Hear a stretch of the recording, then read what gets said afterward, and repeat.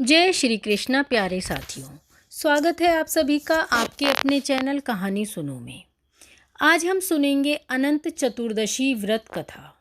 श्री सूत जी बोले, नैमिषारण्य में पूर्व समय के गंगा तट पर महाराज युधिष्ठिर ने जरासंध के वध के लिए राजसूय यज्ञ किया। राजा युधिष्ठिर ने श्री कृष्ण, भीमसेन और अर्जुन के साथ यज्ञशाला में जो अनेकों प्रकार के रत्नों से सुशोभित मोती के समान कांति वाली इंद्र सभा के सदृश शोभायमान हो रही थी, उसमें यज्ञ के निमित्त सभी राजाओं को बुलाया। उसी समय गांधारी का पुत्र दुर्योधन उस यज्ञशाला में आया। दुर्योधन वहां सूखे आंगन को जल से भरा देख वस्त्रों को उठाकर धीरे धीरे चला। उसे देख द्रौपदी आदि स्त्रियां हंसी और आगे जल के स्थान को सूखा समझकर दुर्योधन चलते हुए जल में गिरा। उस समय संपूर्ण तपस्वी राजा तथा द्रौपदी स्त्रियों ने दुर्योधन का उपहास किया। यह देख दुर्योधन अत्यंत क्रोधित हो अपने माता के साथ हस्तिनापुर को चला गया। उस समय शकुनी ने दुर्योधन से मधुर वचन कहा, हे राजन, आप अपने क्रोध को अपने कार्य के लिए छोड़ दें, क्योंकि जुआ खेलने से आप सारे राज्य को पा सकते हैं। हे राजेंद्र, यज्ञ मंडप में चलने के लिए उठिए। ऐसा ही हो, कहकर दुर्योधन यज्ञ मंडप में आए। इतने में सभी राजा यज्ञ समाप्त कर अपने अपने देश को चले गए। इसके पश्चात राजा दुर्योधन ने हस्तिनापुर में आकर युधिष्ठिर, अर्जुन, भीम और पांडु पुत्रों को बुलाकर जुआ खेलना आरंभ किया। कपट से उनके राज्य को स्वयं हड़प लिया और निरपराधी पांडवों को जीतकर वन में भेज दिया। अब पांडव वन वन घूमने लगे। यह समाचार सुनकर भगवान श्री कृष्ण पांडवों को देखने की इच्छा करके उनके पास वन में पहुँचे।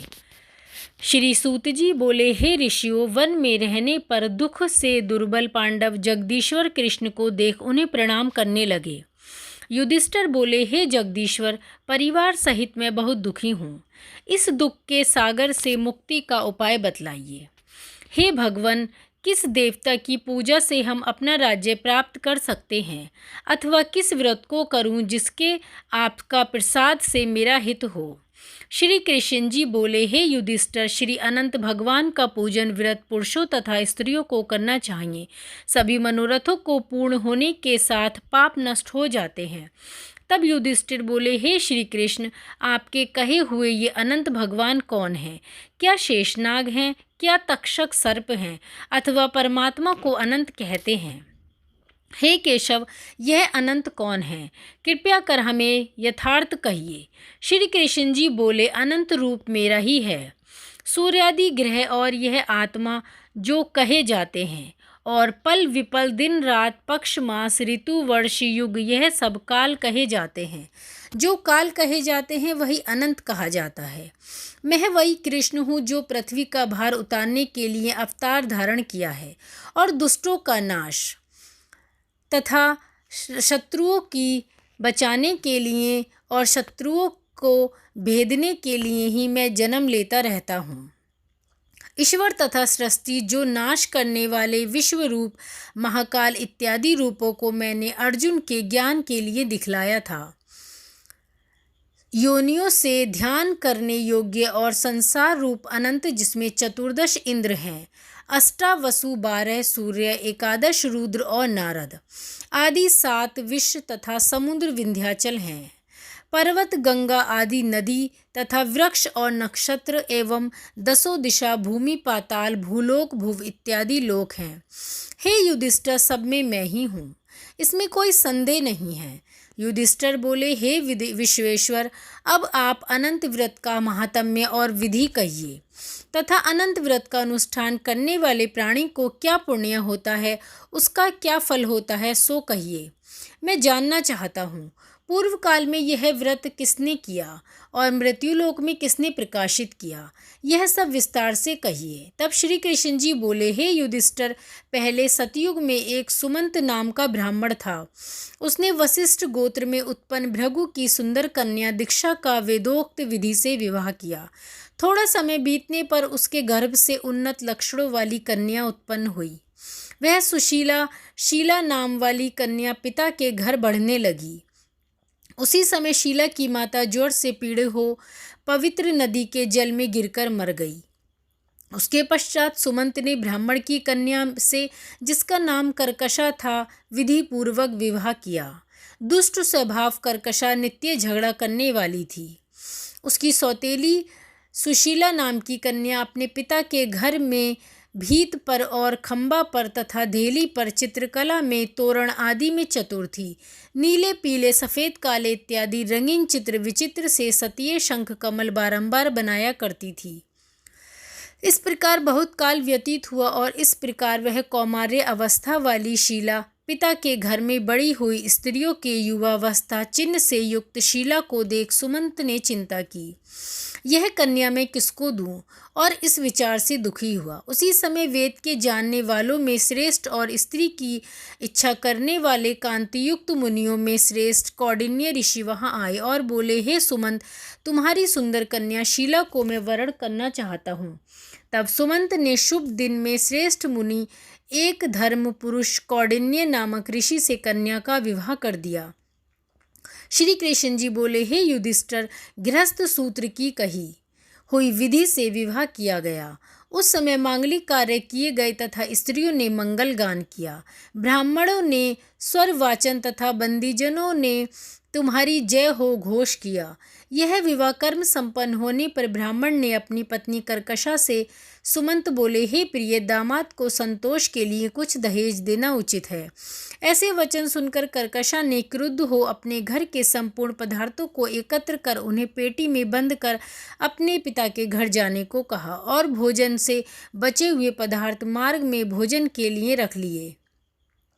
सुमंत से बोली कि घर में धन आदि कुछ भी नहीं है, जो हो देख लो। हे युधिष्ठिर, ऐसे वचनों को सुन वह महादुखी हुआ। विवाह के पश्चात कौंडिन्य अपनी पत्नी शीला को रथ में बिठाकर वहां से धीरे धीरे चले। मार्ग में पुण्य रूपा यमुना नदी को देख उसके किनारे रथ खड़ा कर नित्य कर्म करने को चल दिए।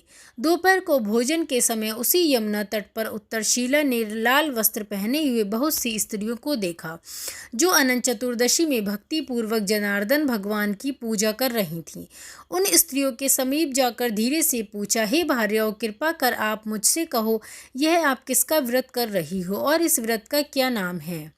शीलवती सुर्ष सुनकर संपूर्ण स्त्रियां बोली, हे शीला, इसका नाम अनंत व्रत है। इस व्रत में अनंत देव की पूजा की जाती है। यह वचन सुन शीला बोली, मैं भी इस उत्तम व्रत को करूंगी। और स्त्रियों से पूछा कि इस व्रत का क्या विधान है और इसमें क्या दान आदि होगा तथा किस देवता की पूजा होती है। उसके यह वचन सुन सब स्त्रियां बोली, हे शीला, अच्छे अन्न का एक सेर मालपुआ बनाओ, जिसमें से आधा भाग ब्राह्मण को दें, आधा आप भोजन करें और कृपणता को त्याग कर शक्ति अनुसार ब्राह्मण को दक्षिणा दें। किसी नदी के किनारे अनंत का पूजन करें, शेषनाग बनाकर बांस की टोकरी में स्थापित करें। फिर उस शेष का आवाहन प्राण प्रतिष्ठा करके स्नान करावे और वेदी पर चंदन, पुण्य, धूप, दीप और बहुत से नैवेद्य अनेक प्रकार के पकवानों से उनकी पूजा करें। उस शेष के आगे कुमकुम से रंग कर उसमें 14 गांठ लगाकर उस डोरे का पूजन कर पुरुष अपने दाएं हाथ में और स्त्री अपने बाएं हाथ में बांधते हैं। बांधते समय यह मंत्र पढ़ें, हे वासुदेव, इस संसार रूपी सागर में हाथ डूबते हुए मेरा उद्धार करें। ऐसा श्री अनंत सूत्र है, उसके लिए मेरा नमस्कार है। तदंतर सूत्र को हाथ में बांधकर अनंत की इस कथा को सुने और संसार रूपी नारायण अनंत का ध्यान करें। हे शीला, इस प्रकार हमने तुमसे इस व्रत का विधान कहा। श्री कृष्ण जी बोले, हे युधिष्ठिर, उस शीला ने स्त्रियों के ऐसे वचन सुन अति आनंद को प्राप्त हो हाथ में 14 ग्रंथि युक्त डोरा बांधकर इस व्रत को किया। मार्ग के अर्थ जो भोजन दिया गया था आधा ब्राह्मण को खिलाया, शेष आप दोनों ने भोजन कर आनंद से पति के साथ बैलगाड़ी में बैठकर गई। उस समय से शीला को व्रत का प्रभाव मालूम हुआ। वह अनंत व्रत करने से गौधन और लक्ष्मी से उसका घर परिपूर्ण हो गया। अतिथि के सत्कार में शीला सदा लगी रहती। मणिक्य, स्वर्ण, मोतियों के हारों से सुसज्जित हो गई। देवताओं की स्त्रियों के समान धन पुत्रादि से युक्त हो, सावित्री के समान पतिव्रत हो, पति के साथ आनंद से रहने लगी। किसी समय उसके पति ने शीला के हाथ में अनंत का डोरा बंधा देखा और पूछा, हे शीला, इस डोरे को तूने मुझे वश में करने को बांधा है, सत्य कह किसके अर्थ तूने यह डोरा धारण किया है। शीला बोली, हे स्वामी, जिसके प्रसाद से मनुष्य इस लोक में धन आदि संपदाओं को पाते हैं, उसी अनंत के डोरे को मैंने धारण किया है। शीला के ऐसे वचन सुनकर उसके पति कौंडिन्य ऋषि ने लक्ष्मी के मद से अनंत के डोरे को तोड़ डाला और बोला, यह अनंत कौन है। उस बूढ़ ने डोरे को जलती हुई आग में डाल दिया। तब हाय हाय कर दौड़ती हुई शीला ने अनंत सूत्र को अग्नि से निकालकर दूध में डाल दिया। इन कर्मों के फल से कौंडिन्य के सब ऐश्वर्य नष्ट हो गए। चोर उसकी गौ चुरा ले गए, आग से उसका घर जल गया। जो पदार्थ जिस प्रकार से आया उसी प्रकार गया। अपने स्वजनों से कलह तथा बंधुओं से नित्य प्रति झगड़ा होने लगा। उसी अनंत डोरे को तोड़ने से घर में दरिद्रता आ गई। भगवान बोले, हे युधिष्ठिर, उससे कोई मनुष्य बोलते अभी न था। पीड़ित शरीर से अत्यंत दुखी होकर वह बोला, शीला, मुझे अकस्मात शोक होने का क्या कारण है। मेरा सब धन नष्ट हो गया, कोई मुझसे बात नहीं करता और देह में नित्य पीड़ा होती है। हे शीला, मुझसे क्या अपराध हुआ है और क्या करने से मेरा कल्याण हो सकता है। पति के ऐसे वचन सुनकर शीला बोली, हे स्वामी, आपने जो अनंत के डोरे का आक्षेप किया उसी के पाप का यह फल है। हे महाभाग, भविष्य में द्रव्य आदि सब होंगे, परंतु उसके लिए उपाय करो। शीला के वचन सुन वह अति दुखी हो तप करने का संकल्प ले वन में जा आयु लक्षित करके तप का विचार करने लगा कि ऐसे जगदीश्वर अनंत का दर्शन, जिसकी प्रसन्नता से द्रव्यादि पदार्थ मिलते हैं और उसके हस्तक्षेप से सब पाप नष्ट हो जाते हैं, कहाँ पर मिलेंगे। धनादि पदार्थ होने के सुख तथा दुख से यह विचार करता हुआ वह निर्जन वन में घूमने लगा। वहाँ उसने फल से संपन्न वृक्ष देखा जिसमें कीड़े पड़ गए। यह देख कौंडिन्य ने वृक्ष से पूछा, तूने किसी स्थान में अनंत देव को देखा है। हे सज्जन, देखा हो तो मुझे बताओ, क्योंकि उन्हें न देखने से मेरे चित्त में बड़ा दुख हो रहा है। यह सुन वृक्ष ने कहा, हे कौंडिन्य, मैंने अनंत को कहीं नहीं देखा। ऐसे उत्तर को सुनकर कौंडिन्य ऋषि महादुखी होकर आगे को चले। श्री कृष्ण जी बोले, हे युधिष्ठिर, अनंत के दर्शन की लालसा करते हुए ऋषि ने वन में इधर उधर घूमती हुई बछड़ों सहित गौ को देखकर उस गाय से पूछा, हे धेनु, तूने अनंत को देखा हो तो बता। यह सुन गाय ने कहा, हे द्विज, मैं अनंत को नहीं जानती हूँ। आगे चलकर एक बैल को देखा। ऋषि ने उससे पूछा, गौ, तूने अनंत को देखा है। बैल बोला, मैंने अनंत को नहीं देखा। तब कौंडिन्य ऋषि ने आगे चलकर 2 पुष्पकर्णियों को देखा, जिनके कल्लोल से परस्पर लहरें मिल रही हैं और कमल कुमुदनी बहुत प्रकार से शोभा दे रहे हैं, तथा भ्रमर, हंस, चकवा, सारस, बगुला जाति के पक्षी क्रीड़ा कर रहे हैं।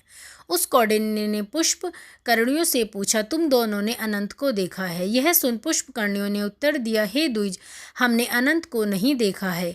आगे चल उसने गधा तथा हाथी को देखकर उनसे पूछा, तुमने अनंत को देखा है। उनसे भी संतोषजनक उत्तर न मिलने पर उसकी आशा नष्ट हो जाने से वह वन में बैठ गया। हे युधिष्ठिर, कौंडिन्य जीवन की आशा छोड़कर बहुत गर्म श्वास छोड़ता हुआ पृथ्वी पर गिर पड़ा। थोड़े समय में सावधान होने पर, हे अनंत, ऐसा कहते हुए कौंडिन्य ने उठकर संकल्प किया कि प्राणों को छोड़ दूंगा। हे युधिष्ठिर, तब वृक्ष पर मरने के लिए फांसी डाली थी। तभी अनंत जी प्रत्यक्ष होकर आ गए। ब्राह्मण का रूप धारण किए अनंत ने कहा, हे द्विज, इधर आओ, और उसका दाहिना हाथ पकड़कर पर्वत की गुफा में चले गए। वहाँ सुंदर स्त्री पुरुषों से युक्त उस ऋषि को अपनी पुरी को दिखाया। वहाँ पर एक दिव्य सिंहासन पर बैठ और शंख चक्र गदा पद्म और गरुण सहित विश्व रूप अपनी विभूतियों के भेदों से अधिक तेज और कौस्तुभी मणि सहित वनमाला धारण किए हुए थे। उन देवताओं के देव जो किसी से न पराजित होने वाले हैं, उन विश्व रूप को कौंडिन्य ऋषि देखकर उनकी स्तुति करने लगे। हे पुंडरीकाक्ष, मैं पापी हूँ, पाप करने वाला हूँ, मैं पाप से उत्पन्न हूँ, आप मेरी रक्षा करें, जो मेरे पापों को हरे। हे जगदीश्वर, आज मेरा जीवन और जन्म दोनों धन्य हुए। तुम्हारे चरण कमलों पर मेरा मस्तक भ्रमर के समान स्पर्श कर रहा है। कौंडिन्य ऋषि के वचन सुनकर अनंत देव मधुर वाणी से बोले, हे कौंडिन्य, तुम निर्भय होकर अपने मन की बात मुझसे कहो। तब कौंडिन्य बोले, मैंने अपनी संपत्ति के घमंड में आकर अनंत का डोरा तोड़कर उसकी निंदा की। जिससे मेरी सब संपदा नष्ट हो गई। स्वजनों से नित्य झगड़ा होता है, मुझसे कोई बात भी नहीं करता। महादुखी होकर तुम्हारे दर्शनों के लिए आया हूँ। अनंत भगवान की कृपा से दयापूर्वक आपने मुझे दर्शन दिया। मैंने जो पाप किया है, कृपया उसकी शांति का उपाय मुझे बतलाइए। श्री कृष्ण जी बोले, हे युधिष्ठिर, भक्ति से संतुष्ट होकर अनंत देव बोले, कौंडिन्य, विलंब मत कर, अपने घर जा और 14 वर्ष तक भक्ति पूर्वक तू सब पापों से नष्ट हो जाएगा और सिद्धि को प्राप्त करेगा। तेरे पुत्र पौत्र होंगे। अनंत चतुर्दशी व्रत कथा कह और सुन तथा सुखों का उपभोग कर। अंत समय में मेरा स्मरण होगा कि पीछे निसंदेह अमर पद को प्राप्त होगा। संपूर्ण लोगों के उपचार के लिए मैं तुमको और भी वर देता हूँ। संपूर्ण विधि से इस व्रत की कथा पढ़ने वाला और शीलक के समान इस अनंत का व्रत करने वाला इस व्रत के प्रभाव से जल्दी ही पापों से छूटकर परम गति को प्राप्त होगा। हे कौंडिन्य, तू जिस मार्ग से यहाँ आया है उसी मार्ग से घर जा। तब कौंडिन्य बोला, हे स्वामी, मैंने वन को घूमते हुए एक आश्चर्य देखा। वह आपसे पूछता हूँ, कृपया कर आप उत्तर दीजिए। वह आम का वृक्ष, गौ, बेल, कमल आदि से शोभायमान पुष्पकर्णी, गधा और हाथी। हे देव, यह सब कौन है? आप इन सूत्रों का वृत्तांत मुझसे कहिए। तब अनंत जी बोले, हे कौंडिन्य, आम का वृक्ष पूर्व जन्म का विद्वान ब्राह्मण है, जो विद्यार्थियों को विद्या दान देने के कारण वृक्ष हुआ। वह गौ पृथ्वी है, उसने पूर्व जन्म में बीज को चुराया, और वह बैल धर्म है। धर्म और अधर्म के कारण वे दोनों पुष्पकर्णी हुईं। वे पूर्व जन्म में कोई ब्राह्मण जाति की दोनों भागिनी थीं जो धर्म करती थीं। वह परस्पर कहती थीं और उन्होंने ब्राह्मण, अतिथि और दुर्बल को कुछ भी भोजन आदि पदार्थ नहीं दिया, याचकों को भिक्षा नहीं दी। उस पाप कर्म से परस्पर लहरी और जल एकत्र होता है। वह गधा क्रोध है, वह हाथी मद है, और वृक्ष ब्राह्मण है। मैं अनंत हूँ और वह कंदरा संसार है। इस तरह कहकर अनंत जी अंतर्ध्यान हो गए। यह चरित्र कौंडिन्य स्वप्न समान देखकर अपने घर आए। श्री कृष्ण बोले, हे युधिष्ठिर, कौंडिन्य ऋषि ने 14 वर्ष अनंत व्रत किया। अनंत के कहे अनुसार सुख भोग कर अंत में अनंत का स्मरण कर अनंतपुर को गया। हे युधिष्ठिर, इसी प्रकार तुम भी कथा सुनो और 14 वर्ष अनंत व्रत करो। जैसे कौंडिन्य ने अनंत देव के कहे अनुसार फल प्राप्त किया, वैसे तू भी संपूर्ण मनोरथों को प्राप्त करेगा। आख्यान सहित व्रत करने से एक ही वर्ष में मनोरथ पूर्ण होकर फल प्राप्त होता है। हे युधिष्ठिर, यह व्रत मैंने आपको सुनाया। इस व्रत के करने से मनुष्य सब पापों से छूट जाता है, इसमें संशय नहीं है। जो कथा सुनते हैं वे पापों से छूटकर अनंत लोक को प्राप्त करते हैं। जो कोई शुद्ध चित्त वाले मनुष्य इस संसार सागर में सुखपूर्वक विहार करना चाहते हैं, वे त्रिभुवन के स्वामी अनंत भगवान का पूजन करके दाहिने हाथ में सुंदर अनंत देव 14 ग्रंथि वाला डोरा बांधते हैं। बोलो श्री नारायण भगवान की जय, श्री अनंत भगवान की जय।